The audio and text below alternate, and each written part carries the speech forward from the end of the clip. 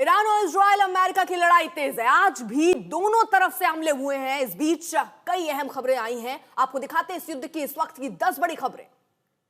युद्ध के 9वें दिन ईरान ने बड़ी चेतावनी दी। इस्लामिक रेवोल्यूशनरी गार्ड कोर्प्स यानी IRGC के प्रवक्ता ने दावा किया कि ईरान की सेना अमेरिका और इजराइल के खिलाफ 6 महीने युद्ध लड़ने के लिए पूरी तरह तैयार है। यह भी कहा कि मौजूदा सैन्य क्षमता के साथ ईरान लंबे समय तक बड़े पैमाने पर युद्ध जारी रख सकता है।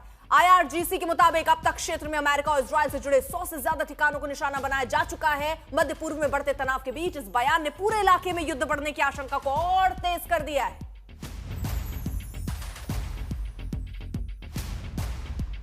और इस बीच बड़ी खबर, अमेरिका ईरान के न्यूक्लियर भंडार की तैयारी कर रहा है। जानकारी के मुताबिक ईरान के न्यूक्लियर भंडार को जब्त करने के लिए अमेरिका स्पेशल फोर्स भेजने पर विचार कर रहा है।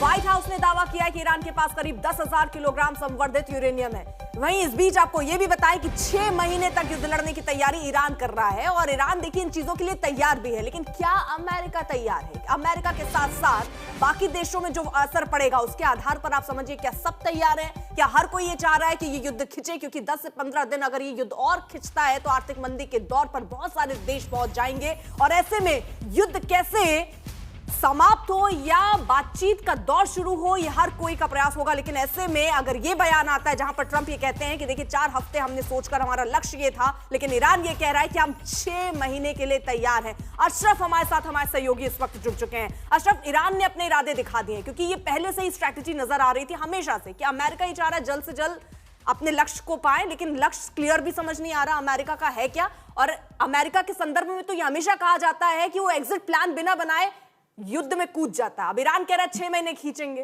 कैसे चलेगा फिर?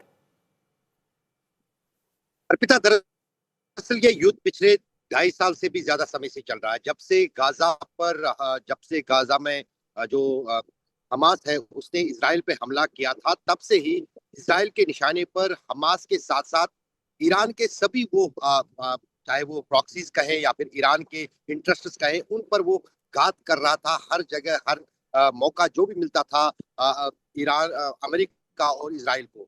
उस बीच जो ये ताजा युद्ध शुरू हुआ है पिछले शनिवार को, उसके बाद जो है ये कहीं ना कहीं भनक थी ईरान को कि जिस अंदाज से पिछले साल भी बातचीत की प्रक्रिया के बीच जो है उन पर अमेरिका ने हमला किया था, 12 दिन वो युद्ध चला था। उसके बाद जो है फिर सीज फायर हुआ था। लेकिन अब की बार जो है पूरी तरह से जहां न सिर्फ इजराइल की तरफ से तैयारी हुई थी इस युद्ध के लिए, बल्कि साथ ही साथ कहीं ना कहीं इस युद्ध के लिए ईरान भी पहले से तैयार बैठा था। उनके पास अनुभव था। यही कारण है कि 1 साल के दौरान, पिछले साल के युद्ध के बाद इस साल के युद्ध तक जो है बहुत कैपेबिलिटी और कैपेसिटी जो है खासतौर से मिसाइल्स और ड्रोन्स की ईरान ने बढ़ा दी थी। और वही हम देख रहे हैं कि पिछले अब 9वां दिन आज जानना चाह रही हूँ, क्योंकि युद्ध में कई बार सामने वाले पर दबाव देने के लिए आप कई तरीके के बयान दे देते हैं। क्या ईरान की स्थिति को समझते हुए ये लग रहा है जैसा वो कह रहा है हम 6 महीने खींच सकते हैं, उसकी स्थिति है 6 महीने युद्ध खींचने की?